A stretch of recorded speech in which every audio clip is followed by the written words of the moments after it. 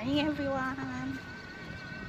Ito po ang aming buhay sa Loret pag yung wala pong tourist. Ayan, medyo po silent. Wala na pong mga turista, kaya marami na po yung mga tiyendang nakasara, pero actually medyo maaga pa naman. Ngayon is time check is 10:16 AM po rito sa Spain guys. Pero dati guys, pag yung summer namin dito, talagang kahit umaga, talagang marami talaga siyang tao. Pero ngayon, tignan nyo tahimik. Yan. Marami po ng mga establishment na nakasarado.